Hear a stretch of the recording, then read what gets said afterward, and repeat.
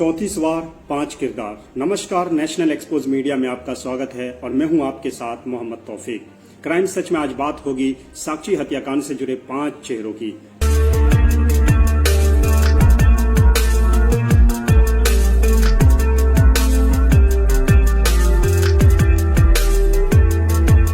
जैसे जैसे पुलिस की जांच आगे बढ़ रही है, वैसे वैसे इस केस में नए किरदारों की एंट्री हो रही है। लव ट्रायंगल, लव जिहाद से लेकर इस केस की हर एंगल से जांच दिल्ली पुलिस कर रही है। दिल्ली में हुए साक्षी हत्याकांड के आरोपी साहिल ने अपना जुर्म कबूल कर लिया है। फिलहाल वो पुलिस रिमांड पर है। पोस्टमार्टम रिपोर्ट सामने आ चुकी है, जिसमें इस बात का जिक्र है कि साक्षी के शरीर पर 34 चोट के निशान मिले हैं। 16 बार चाकू से वार किया गया, साथ ही पत्थर से भी उसे कुचल दिया गया। अब आपको एक एक करके उन जांच और पूछताछ में सामने आए किरदारों की पूरी कहानी दिखाते हैं। किरदार नंबर 1, साक्षी। जान गंवाने वाली साक्षी शैतान और सनकी साहिल को 3 साल से जानती थी। खबरों के मुताबिक वो उसके साथ रिश्ते को खत्म करना चाहती थी। दोनों के बीच झगड़ा हुआ और फिर सनकी साहिल ने उसे चाकू से मार डाला। साहिल का शक करना साक्षी को रास नहीं आया, इसके कारण झगड़े होते थे। किरदार नंबर 2, झबरू। साक्षी हत्याकांड के 3 दिन बाद इस शख्स की इस केस में एंट्री होती है। झबरू साक्षी का करीबी था और उसने साहिल को साक्षी को परेशान नहीं करने की सलाह दी। केस में साहिल के खिलाफ झबरू की गवाही काफी अहम हो सकती है। साहिल से परेशान साक्षी अपनी सहेली भावना के साथ झबरू नाम के युवक से मिली थी।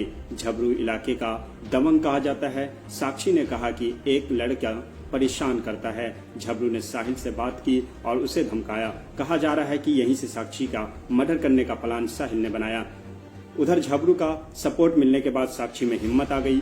हत्या के 1 दिन पहले और हत्या वाले दिन सुबह साक्षी और साहिल की बात हुई। सूत्रों के मुताबिक साक्षी और साहिल वीडियो कॉल पर लंबी बातचीत हुई। इसके बाद 28 मई की सुबह साक्षी और साहिल के बीच फिर बात हुई।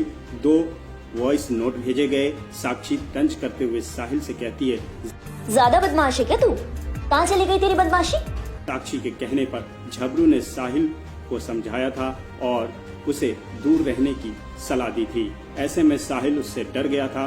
कातिल साहिल ने पुलिस को बताया कि उसे ऐसा लगने लगा था कि झबरू उसे मार देगा, इसलिए क्यों न वो साक्षी का ही सफाया कर दे। झबरू की वजह से साहिल को लगने लगा था कि साक्षी उससे दूर हो गई है।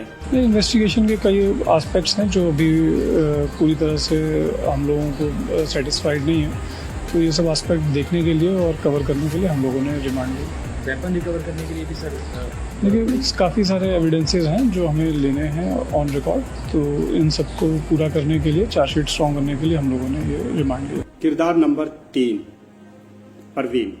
परवीन को साक्षी का पूर्व प्रेमी बताया जाता है। दावा किया जाता है कि परवीन से ब्रेकअप के बाद साहिल के साथ साक्षी का अफेयर चल रहा था। साक्षी ने परवीन के नाम का टैटू तक बनवाया हुआ था।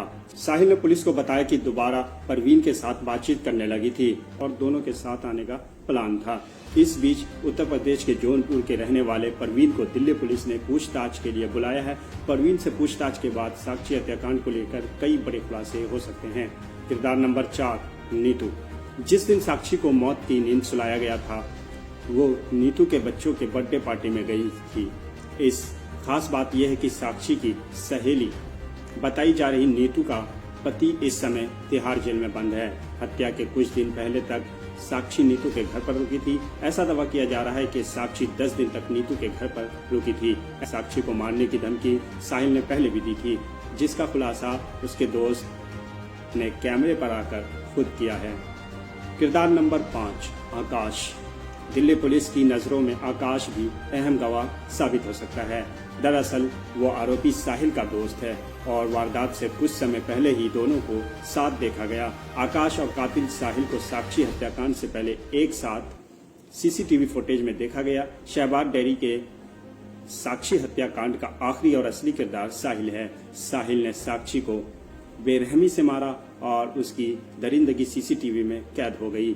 वारदात के बाद दिल्ली पुलिस की टीम ने सर्विलांस का सहारा लिया। साहिल की बुआ ने फोन कर साहिल के बुलंदशहर पहुंचने की खबर अपने भाई यानी कि साहिल को पिता को दी। और यहीं से दिल्ली पुलिस को पहला सुराग मिला, जिसके बाद वारदात के 18 घंटे के अंदर साहिल को अरेस्ट कर लिया गया। साक्षी के कत्ल के बाद साहिल तकरीबन आधे घंटे तक शहबाज डेयरी में ही मौजूद था। कुछ देर पार्क में बैठा रहा। इसके बाद साहिल शहबाज डेयरी से रिठाला पहुंचा, जहां उसने वारदात में इस्तेमाल होने वाले चाकू को ठिकाना लगा दिया। सोमवार सुबह समेपुर बादली से आनंद विहार गया और वहां से बुलंदशहर की साहिल ने बस पकड़ी। सूत्रों के मुताबिक वारदात में इस्तेमाल होने वाले चाकू को साहिल ने 15 दिन पहले खरीदा था। जून 2021 से साक्षी और साहिल रिलेशनशिप में थे, लेकिन झगड़ा होने के बाद उसने गली में साक्षी को मारने का खतरनाक प्लान बनाया और उसकी बेरहमी से हत्या कर दी। तो ये थी साक्षी हत्याकांड से जुड़े नीतू, परवीन, आकाश, झबरू समेत 5 किरदारों की पूरी कहानी। क्राइम सच में आज के लिए बस इतना ही। ऐसे ही तमाम खबरों को देखने के लिए हमारे चैनल को लाइक और सब्सक्राइब जरूर करें। आपसे फिर होगी मुलाकात अपराध जगत से जुड़ी एक नई कहानी के साथ। तब तक के लिए सावधान रहिए, सुरक्षित रहिए और बने रहिए नेशनल एक्सपोज मीडिया के साथ।